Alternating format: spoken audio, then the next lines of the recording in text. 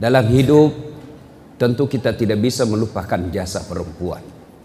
Banyak orang yang ditelantarkan oleh bapaknya, tapi begitu banyak orang yang bisa besar meskipun tidak punya bapak, tapi bisa menjadi orang sukses karena kasih sayang ibu. Saya bisa jadi ustadz meskipun saya tidak pernah mondok, tapi karena ibu saya. Beliau sekarang usia 85 tahun. Tidak pernah sekolah. Punya suami yang pekerjaan tidak jelas. Pernah ditinggal merantau bertahun-tahun.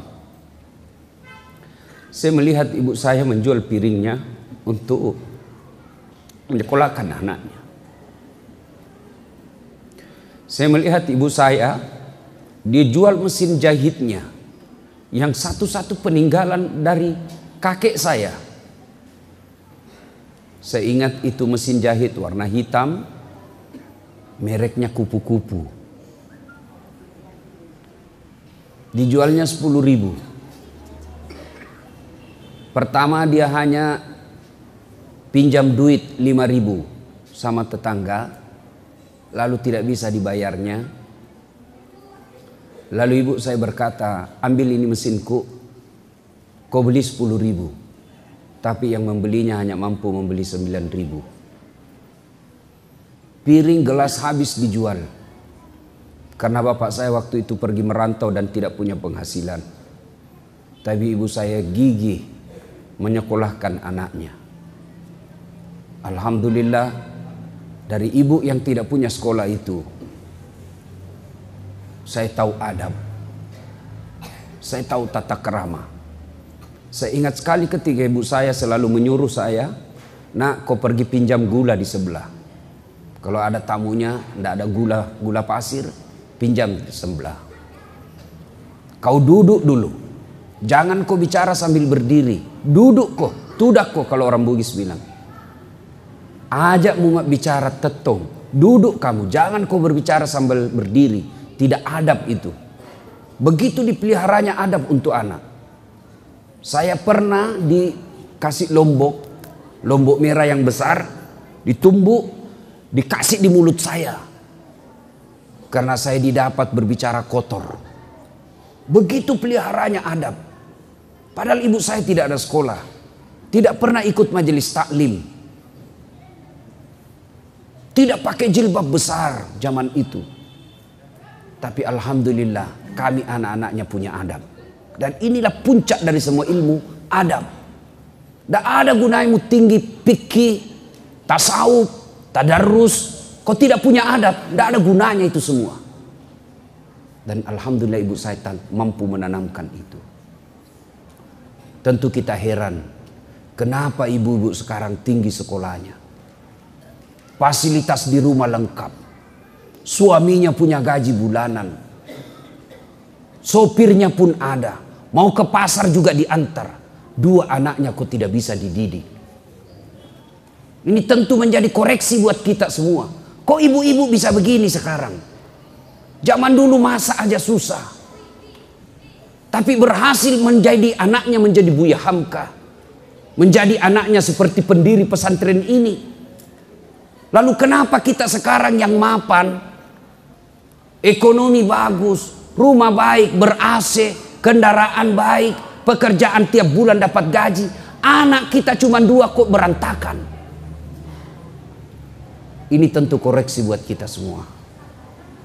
Ibu-ibu yang saya muliakan. Dalam Islam,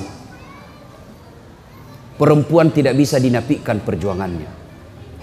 Dalam Islam, perempuan tidak bisa dilupakan jasa-jasa besarnya.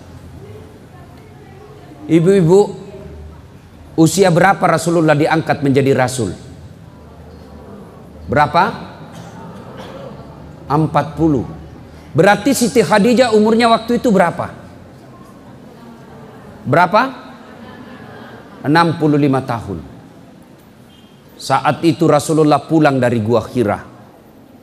Lalu Rasulullah berkata, wahai istriku, selimuti saya saya kedinginan.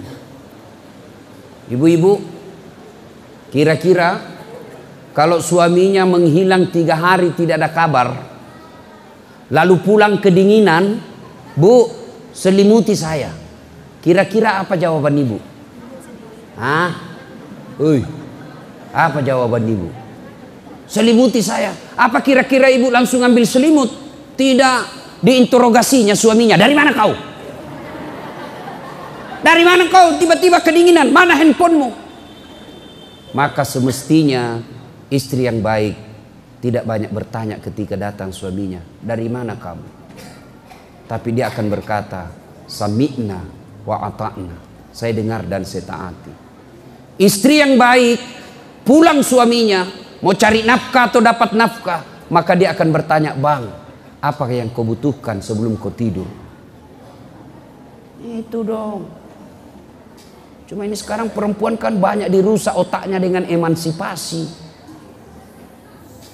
Akhirnya tinggi sekolahnya, tidak bahagia dalam rumah tangga. Maka istri yang baik seperti Khadijah, tidak banyak tanya ketika perintah suami. Maka jangan heran perempuan dulu setelah menikah tidak banyak pertanyaannya, betul-betul dia nafdikan hidupnya untuk anak dan suaminya, sehingga perempuan dulu insya Allah gampang masuk surga. Kenapa dia gampang masuk surga? Betul-betul diabdikan untuk rumah tangga. Coba lihat perempuan sekarang, gelar bertumpuk, pekerjaan banyak, tapi anaknya tidak bisa dididik. Iya toh? Masih usia 3 tahun, kasih apa? Guru. Dia kasih gurunya. Apa sih sekolah itu yang kecil-kecil? PAUD. Saya punya anak, saya tidak kasih sekolah, tidak usah PAUD. Kau itu tugasmu sebagai istri. Masa kau kasih orang lain untuk didik anakmu? Tidak usah PAUD. Nanti 7 tahun, kita dulu juga 7 tahun baru sekolah belajar A, B, C, 1 tambah 1, 2. Usia 7 tahun itu. Sekarang anak-anak masih 2 tahun sudah diambil gurunya. Kapan sama ibunya? Maka jangan heran anakmu tinggi sekolah banyak duitnya, tapi tidak punya sopan santun sama orang tuanya. Subhanallah. Ya? Ibu kenal Khadijah? Tahu Khadijah ibu? Tahu Khadijah? Itu Khadijah ibu. Ini karena ibu-ibu yang banyak maka nasihat buat ibu-ibu. Tahu Khadijah? Khadijah ibu. Itu Khadijah sebelum menikah dengan Rasulullah, dia adalah orang yang paling kaya di Mekah. Paling kaya di Mekah waktu itu. Kekayaannya 2/3 barang-barang mewah di Mekah miliknya Khadijah. 2/3 barang mewah di Mekah miliknya Khadijah. Subhanallah. Tapi ketika setelah menikah dengan Rasulullah, beliau miskin. Dan ingat, ketika Rasulullah Khadijah sakaratil maut, itu baju yang dipakai bu, baju yang dipakai Khadijah 8 kali tambal. Tahu tambal ibu? Hah? Koyak, robek, dikasih kain. Iya toh? Tapi hebatnya di bajunya Khadijah, tambalan ke-8-nya tidak lagi pakai kain. Pakai apa? Pelepah daun kurma. Kenapa? Sudah habis kainnya Nabi. Terbayangkan miskinnya? Ada di sini ibu-ibu 8 kali tambal bajunya. Bukan, yang ada 8 kali beli baju 1 bulan. Ya. Iya. Khadijah ketika sakaratil maut, dia panggil anaknya Fatimah. Fatimah, ta'al. Anakku sini dulu. Kenapa bunda? Ini sebentar lagi saya akan menghadap kepada Allah. Tolong mintakan serbannya bapakmu. Serban. Tahu serban ibu? Mintakan serbannya bapakmu yang selalu dia pakai menerima wahyu. Minta, saya mau pakai untuk kain kafan. Mudah-mudahan serbannya bapakmu itu, yang tak lain serbannya Rasulullah, saya jadikan kafan sehingga saya terhindar dari azab kubur. Lalu anaknya berkata, bunda aja yang minta. minta sama bapakku. Apa kata Khadijah? Oi bu, dengar ini bu. Apa kata Khadijah? Saya malu minta sama bapakmu. Masya Allah. Habis hartanya untuk bantu dakwanya Nabi, minta serban malu sama suaminya. Masih adakah istri sekarang yang malu minta sama suaminya? Nah ibu malu minta sama suami. Jangankan minta, dicuri. Sudah disembunyi, tidak dikasih, masih dicari. Sampai-sampai ada bapak-bapak yang pelit betul. Ini bapak yang tidak beres juga. Pelit. Dia dapat honor. Dia ikat-ikat lah itu honor duitnya. Ya ini bukan hak istri saya, bukan gaji bulanan. Ini honor tambahan. Dia ambil itu duitnya, dibungkus kantong plastik kresek. Lalu diikat karet. Dia mau sembunyi di bantal. Dia dapat istriku. Dia mau sembunyi di bawah kasur. Masih didapat. Terpaksa dibawa karpet. Begitu istrinya bersihkan kamar, didapat itu bungkusan. Ini kan ibu-ibu sekarang pandai cari duit. Dia teriak lah, Pak, duit apa ini? Yang mana? Yang dibungkus plastik warna hitam. Duit apa? Duit sial. Maksudnya apa? Setengah mati kau sembunyi, kau dapat pula. Lalu Khadijah berkata, saya malu minta sama bapakmu. Didengar oleh Rasulullah. Didengar oleh Rasulullah. Datang Rasulullah kepada Nabi, kepada istrinya. Wahai Ummul Mukminin. Karena Rasulullah itu tidak pernah memanggil nama istrinya. Ini pelajaran buat bapak-bapak nih. Jangan pernah manggil nama istri. Khadijah itu dipanggil oleh Nabi, ya Ummul Mukminin, ibunya orang Islam. Aisyah beliau panggil ya Khumairah, yang kemerah-merahan pipinya. Karena memang Siti Aisyah merah delima pipinya. Maka bapak-bapak mulai besok tahun baru Hijriah ini panggil istrinya dengan panggilan kasih sayang. Misalnya istri mancung hidungnya, panggillah istrimu, wahai istriku yang termancung hidungnya di parang panjang. Nggak mancung hidungnya Ustaz, giginya kau lihat. Justru giginya yang mancung, lehernya kau lihat. Lehernya pun jelek, alisnya kau lihat. Mana yang bagus? Jangan terlalu jujur. Mentang-mentang istrinya gendut, dut.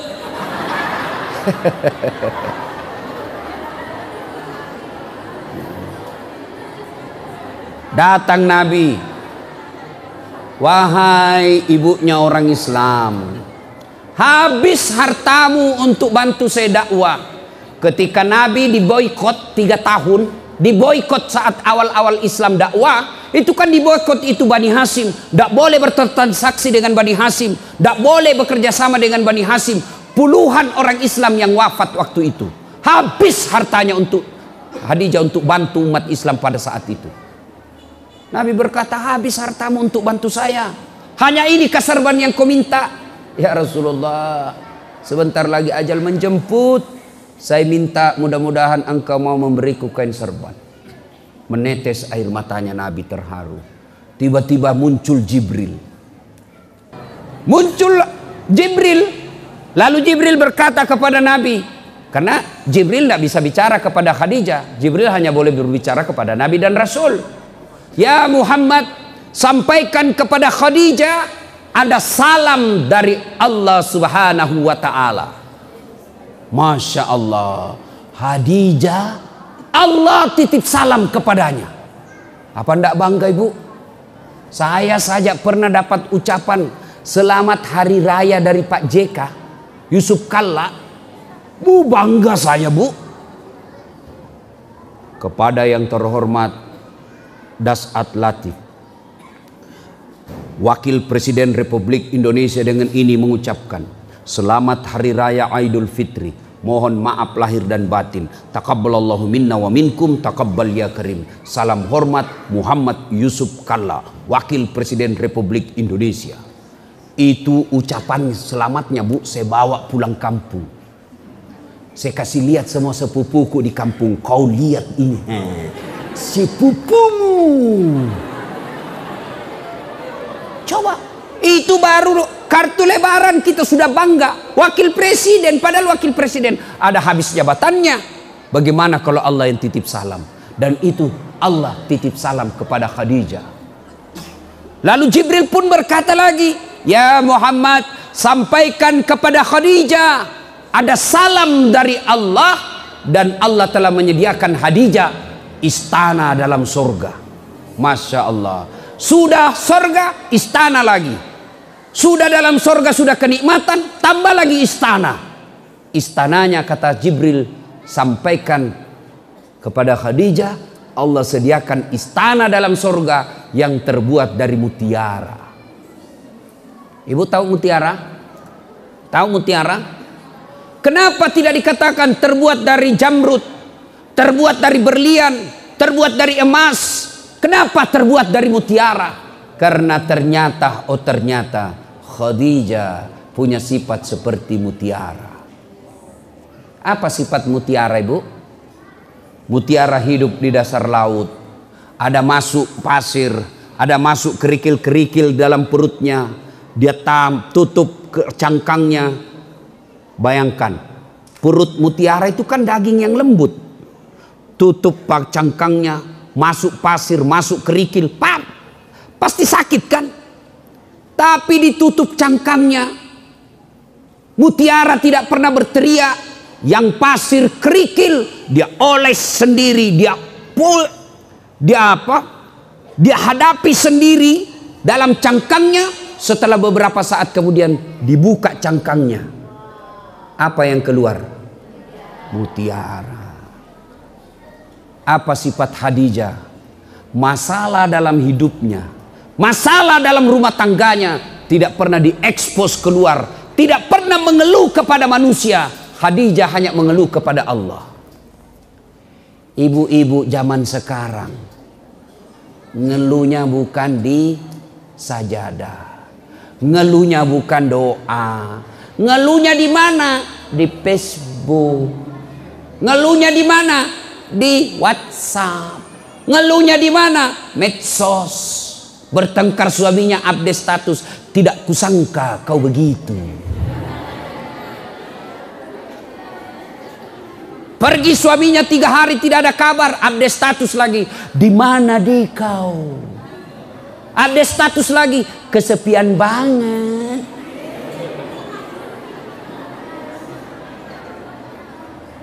Apa dilarang perempuan ngeluh? Tidak. Apa dilarang perempuan berkeluh kesah? Tidak. Tapi jangan berkeluh kesah kepada manusia, berkeluh kesahlah kepada Allah. Bu, suami pergi cari nafkah, hasil tidak sesuai keinginan. Anak mau sekolah, ibu tidak usah ngeduh di Facebook. Andai ku tahu penghasilanmu seperti ini, tidaklah aku menerima lamaranmu. Apalagi tidak menerima, kau sudah punya anak 2. Tapi dia mengeluh kepada Allah. Ya Allah, Engkau yang mengatur rezeki suamiku. Kami membutuhkan tambahan penghasilan. Engkau yang maha kaya. Jika rezeki suamiku masih di atas langit, turunkan. Jika masih dalam tanah, munculkan. Jika masih jauh, dekatkan. Jika masih sedikit, cukupkan. Yang lebih penting dari itu, ya Allah, berkahkan penghasilan suamiku.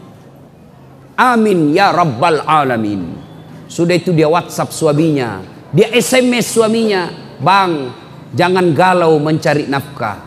Jika rezekimu memang sudah itu, maka jangankan diambil orang, tertukar saja tidak. Rezeki takkan kemana. Jangan galau dan menghalalkan segala cara. Baru aja aku doakan dalam sholat duhaku, semoga Allah merahmati penghasilanmu. Salam sayang selalu dari istrimu di rumah.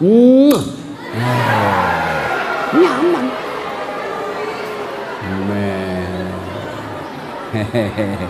Ini anak-anak nih lagi jatuh cinta ya. Ada nama Hayati di sini? Ada? Ibu-ibu, kalau saya cerita kalau orang Padang, saya selalu ingat itu film karya Buya Hamka. tenggelamnya kapal. Siapa nama laki-lakinya? Siapa nama ceweknya? Hayati. Aku akan bawa cintaku sampai mati. Inilah laki-laki kalau lagi jatuh cinta. Aku akan mengikutimu. Kemana kau pergi aku ikut. Kau ke gunung aku akan mengikutimu. Gunung kan kudaki, lautan ku seberangi, masjid kau lewati. Dek, cewek. Halo Ahwat. Jangan kau percaya kalau cowok lagi jatuh cinta, jangan. Bohong itu.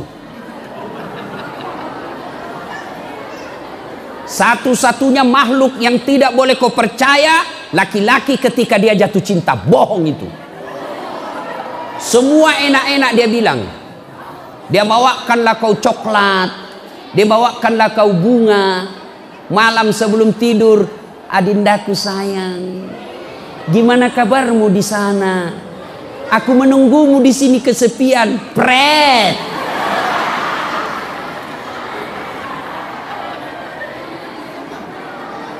Nah, Bu Khadijah, ibu-ibu tahun baru Hijriah ini jadilah Khadijah. Apa Khadijah? Patuh dan taat sama suami, lalu tidak pernah mengeluh kecuali hanya kepada Allah. Kepada tetangga tidak boleh, kepada saudara pun tidak boleh. Untuk apa kau cerita aib-aib rumah tanggamu kepada orang lain? Kenapa? Pasti dia cerita. Kalau ibu curhat sama tetangga, suami saya kok gitu ya, saya tidak sangka dulu waktu belum dinikahinya aku santun. Hati-hati sayang, ada batu di depanmu. Sekarang setelah ada anakku tahan tuh kakiku, dibilang di mana kau simpan matamu? Sekarang tidak usah curhat sama tetangga. Dengar tetanggamu curhat, apa kata tetangga? Kasihan benar ibu, kok bisa ya suamimu begitu? Tapi dalam hatinya, rasai loh. Tidak usah. Ibu cerita ke orang lain, pasti dia cerita juga. Masa dia cerita saya Ustadz? Saya masih sepupu satu kali itu, masih sepupu saya. Masa dia cerita? Siapa Abu Lahab? Abu Sofyan. Abu Sofyan itu sepupunya Nabi. Masa dia cerita saya Ustadz? Itu masih paman saya. Siapa Abu Lahab? Pamannya Nabi. Masa dia cerita saya Ustadz? Itu masih saudara kandung sama saya. Siapa yang dorong Nabi Yusuf masuk ke sumur? Saudaranya. Jadi tidak usah kau cerita aibmu, tidak usah kau cerita penderitaan rumah tanggamu. Kan ini orang bule selalu bilang, berceritalah, berkisahlah, karena ketika kau bercerita bebanmu akan berkurang. Siapa bilang? Lebih baik cerita kepada Allah. Ngadu ibu, sholat tahajud, sholat duha, sholat hajat. Kalau Allah yang kabulkan doa ibu, kecil memperbaiki rumah tangga. Nih perempuan pertama, Khadijah. Ada lagi perempuan, Nabi dakwah, la ilaha illallah, tiada Tuhan selain Allah, jangan sembah kecuali Allah. Ribut Madinah, Mekah, marah kafir Quraisy, marah Abu Jahal, tersinggung Abu Lahab, jengkel Abu Sofyan, marah pembesar-pembesarnya. Akhirnya apa? Muhammad dimusuhi, ditangkepi orang yang masuk Islam, disiksa budak-budak yang masuk Islam. Salah satu budak yang disiksa hidup-hidup namanya Sumayyah. Ada yang tahu siapa Sumayyah? Ini ibu-ibu bapak guru, perkenalkan ini tokoh Sumayyah kepada adik-adik santri kita, santriwati, supaya dia punya sifat seperti Sumayyah. Sumayyah kan budak, hamba sahaya. Beda pembantu dengan hamba sahaya ibu. Kalau pembantu itu punya hak, digaji tiap bulan, dia dilindungi, itu pembantu. Kalau hamba sahaya itu hak milik, sama handphone kita punya, mau ditendang, mau dijual, mau dibakar, nama hamba sahaya. Ini Sumayyah hamba sahaya, ditangkap satu keluarga. Dicebur dalam tanah, dikubur dalam tanah sampai di leher. Suaminya, anaknya. Dijemur berhari-hari. Apa? Hanya diminta, Sumayyah, kau berhenti mengimami Muhammad. Kau berhenti keluar dari Islam.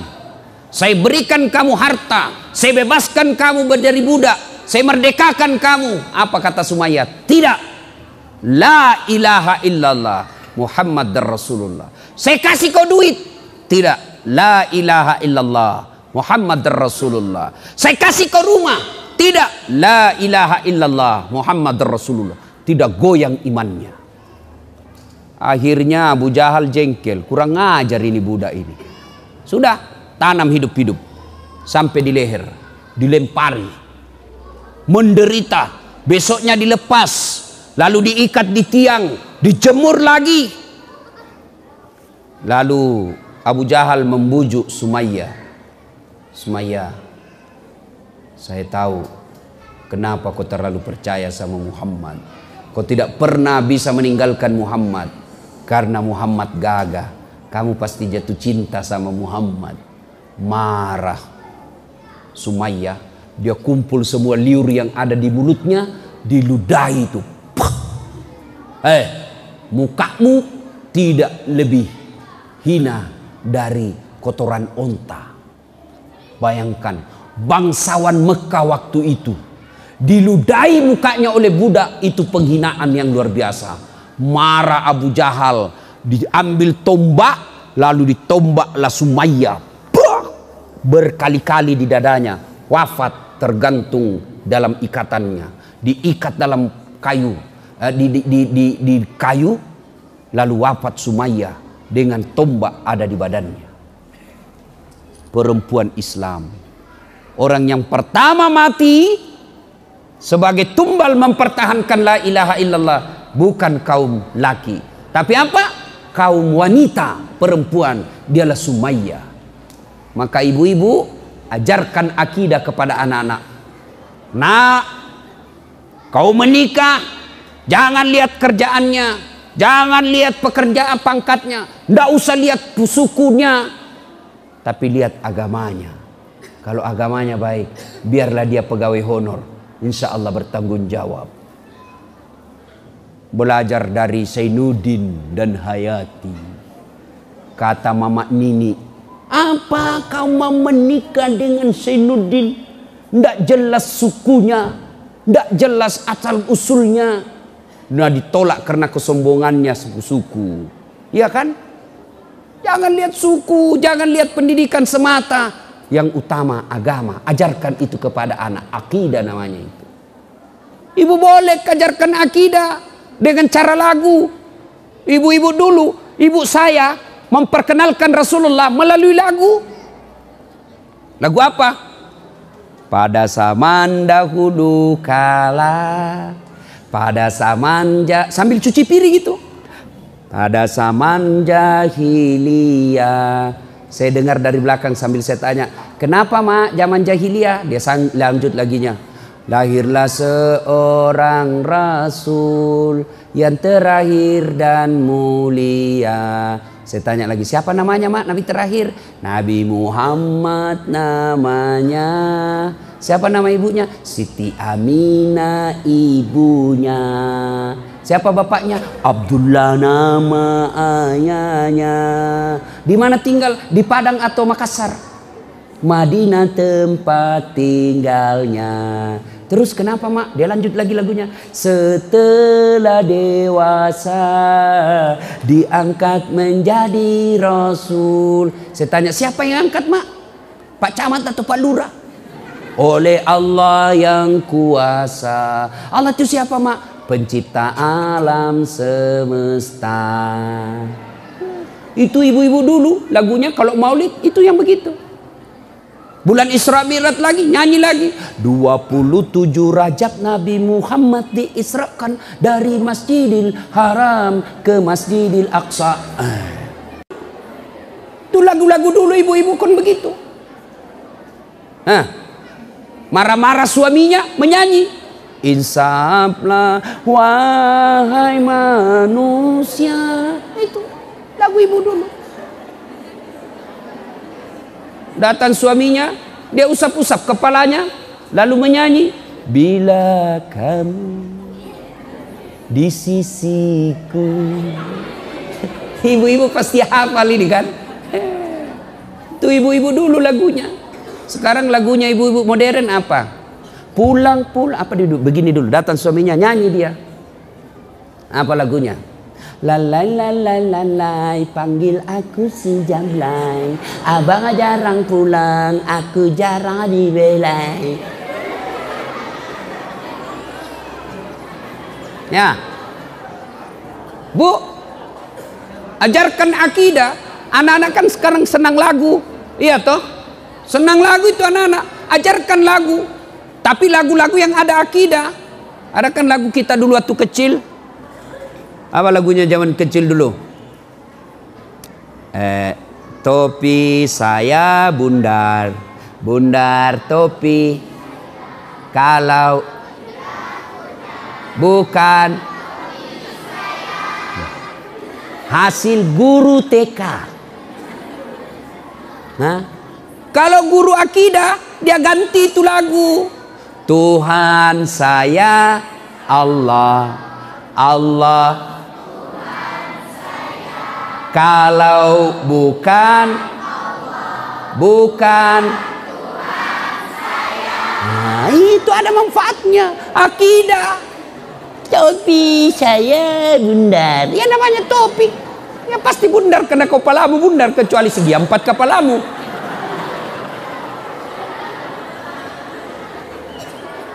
Ya. Nah, jadi ajarkan akidah seperti Sumayyah wafat mempertahankan akidahnya. Dalam pergerakan Islam, ketika Nabi hijrah dari Mekah ke Madinah, Nabi transit di Gua Zur. Adik-adik tahu Gua Zur? Tempatnya Nabi apa? Bersembunyi 3 hari 3 malam bersama siapa? Siapa? Abu Bakar Siddiq. Pada saat itu ada tokoh wanita yang sengaja naik mendaki gunung. Ibu-ibu yang pernah ke Tanah Suci, biasanya kan kita dibawa siara itu di Gua Zur. Itu kalau jalan kaki naik ke atas, laki-laki saja paling cepat 3 jam. Ini tokoh wanita yang jalan kaki membawakan makanan Nabi ke Gua Zur 3 hari 3 malam berturut-turut. Siapa yang tahu namanya? Siapa? Asma. Bukan Asma. Asma binti Abu Bakar Siddiq. Inilah dia. Sampai anaknya Abu Bakar Siddiq ini tidak punya tali, dia robek itu jilbabnya. Dia robek itu kudungnya untuk membungkus makanan untuk Nabi. Artinya wanita boleh melakukan pergerakan-pergerakan politik, tapi dengan catatan tidak boleh menghindarkan fitrahnya sebagai perempuan. Boleh beraktivitas perempuan di luar, boleh, dengan catatan tidak boleh meninggalkan tugasnya sebagai istri dan tugasnya sebagai ibu. Itu bicara perempuan-perempuan hebat. Berkaitan juga dengan hijrah. Ketika selesai rapat bangsawan-bangsawan kafir Quraisy, itu kan bersepakat mereka ketika rapat. Ini rapat tidak boleh bocor. Sebentar malam Muhammad kita akan bunuh. Tidak boleh bocor hasil rapat. Siapa yang bocorkan kami tangkap. Setuju? Setuju. Pulang rapat ada bapak-bapak, dia cerita sama istrinya. Bu, apa? Cari bu. Apa? Rahasia. Muhammad sebentar malam mau dibunuh. Tapi jangan kau ngomong, ini rahasia ya. Awas bocor. Ini sudah dikasih tahu istrinya. Ini istrinya pergi bertetangga. Jangan ngomong-ngomong. Ini rahasia. Hanya kau saya kasih tahu. Jangan ngomong ya. Aman, tidak bocor. Muhammad sebentar malam mau dibunuh. Setelah itu ini dia cerita lagi, jangan ngomong-ngomong. Ini rahasia. Akhirnya awalnya nggak ngomong-ngomong, satu Makkah ngomong. Gara-gara apa? Nih tukang gosip. Ternyata dari dulu perempuan tidak boleh diberitahu rahasia, pasti bocor. Itu penyakitnya perempuan. Kan itu kita baca kisah dalam kitab kisah Isra Mi'raj. Ketika Nabi pergi perlihatkan isi surga, alhamdulillah banyak perempuan dalam surga. Begitu mampir lihat neraka, lebih banyak lagi dalam neraka. Apa sebabnya? Karena perempuan tidak bisa menjaga gosip. Kalau kumpul-kumpul begini, masih ada itu yang gosip. Lewat temannya enggak dia cerita, tapi dilihat mulai dari pintu masuk sampai duduk. Apa? Dia enggak ngomong tapi matanya, bibirnya. Kenapa? Enggak serasi kudungnya. Iya, kayak umbun-umbun. Satu sudah gosip tuh, lewat lagi yang satu. Palsu lipstiknya. Kenapa kau tahu? Melengket di giginya. Sudah 3 dia gosip. Sampai Ustadz Dasat pun dia gosip. Saya lewat tadi ada yang bilang, Ustadz Dasat itu juga bajunya yang di YouTube.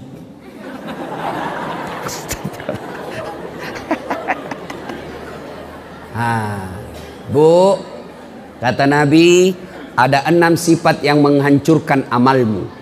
Dia hancurkan tadarusmu, dia hancurkan tahajudmu, dia hancurkan Senin Kamismu, dia hancurkan semua amal-amal kebaikanmu. Ada 6 kata Nabi. Satu di antara 6 penghancur amal itu kata Nabi, qillatul haya, kurang rasa malu.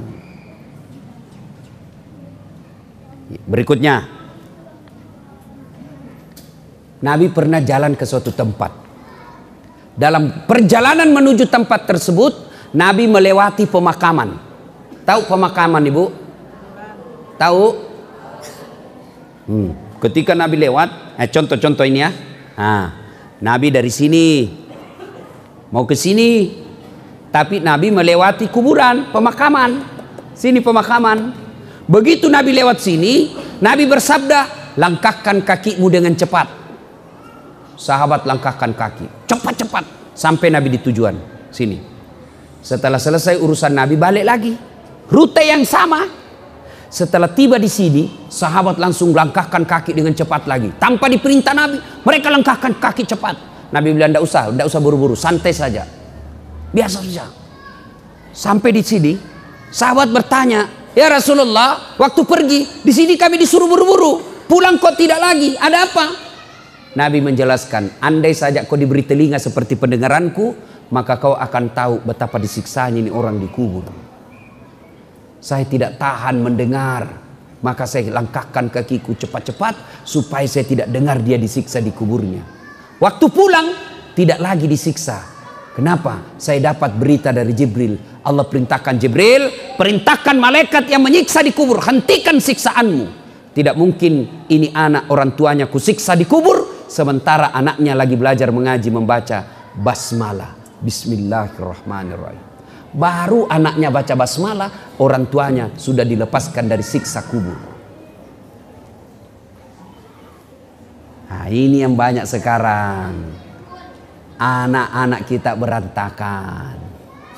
Sopan sama cowoknya, kurang ngajar sama mamanya. Ibu-ibu, Bu, Pak, kalau anak kita jabat tangan sama bapak, dia cium enggak tangannya? Cium tangannya bapaknya? Enggak, saya lihat. Dia cuma sliding. Jabat tangan. Itu anak-anak kita ke jabatan. Itu bukan cium tangan itu. Cium tangan itu begini. Baru. Itu cium tangan. Anak-anak kita sekarang ini. Mak, saya pergi sekolah ya. Bukan cium tangan itu. Sekalinya cowoknya, iya Mbak. Dongo. Tahu dongo? Beleng-beleng. Tahu beleng-beleng? Dongo. Itu dia. Sama cowoknya sopan, sama bapaknya kurang ajar. Kenapa anak-anak kita sekarang begini, Bu? Kenapa? Kenapa? Salah satu sebabnya orang tua gagal mendidik anak. Prestasi ibu bukan jadi anggota DPR. Prestasi ibu bukan jadi insinyur, ketua partai, ketua ini. Bukan. Prestasi ibu yang dinilai di akhirat kelak, anak yang soleh dan soleha. Saya sibuk Ustadz, suamiku juga sibuk Ustadz, tuntutan pekerjaan sosial Ustadz. Oke, kalau sibuk bawa anak di pesantren. Ah, ini fungsinya pesantren. Ibu kalau anak di pesantren, insya Allah makannya halal. Anak di pesantren, insya Allah temannya baik. Anak di pesantren, insya Allah salatnya berjamaah di masjid dan tepat waktu. Ya, kadangkala anak dimasukkan pesantren, ibunya ndak tega. Ndak tega saya lihat anak saya, kesian. Satu kamar 8 di dalam, ndak pakai kasur, makannya cuma tempe.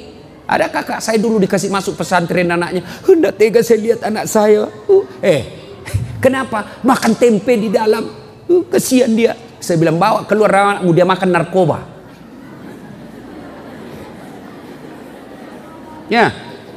Nah, ibu bapak saudara-saudara sekalian, inilah fungsinya pesantren. Bawa anak-anak kita, serahkan ke guru. Kalau ibu tidak mampu mendidik anak, mau ngajar ngaji anak, ibu juga tidak tahu ngaji. Mau ngajar fikih anak, ibu juga tidak tahu fikih. Ya, sudah dorong ke pesantren. Mudah-mudahan di pesantren insya Allah anak kita dapat hidayah dan keluar menjadi wanita muslimah yang akan menolong ibunya di akhirat kelak.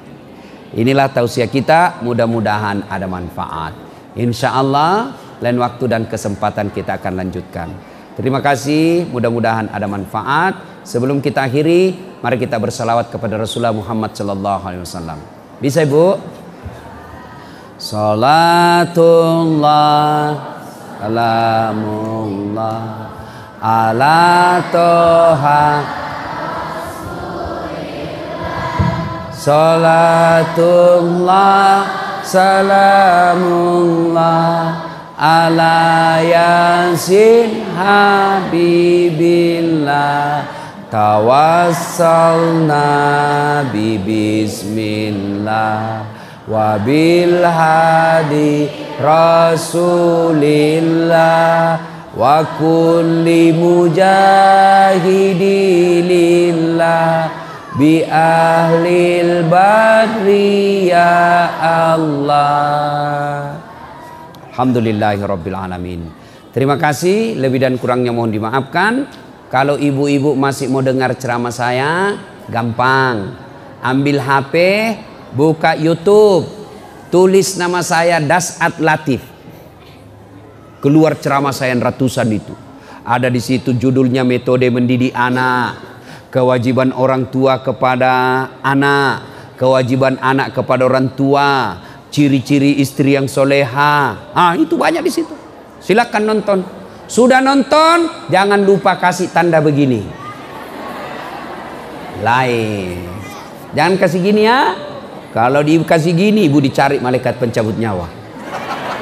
Masa ceramah dikasih gini? Ndak enaknya. Ya. Nah, cuma cepat habis kuotanya ibu. Karena 1 jam menguras kuota. Maka saya sediakan yang tidak menguras kuota. Namanya cersi, ceramah singkat 1 menit saja. Gimana caranya Ustadz? Follow saya di Instagram. Adek-adek akhwat, follow Ustadz Dasat di Instagram. Dasat Latif 1212. Sudah itu DM, terima kasih ilmunya Ustadz. Mudah-mudahan ada manfaat, lebih dan kurangnya mohon dimaafkan.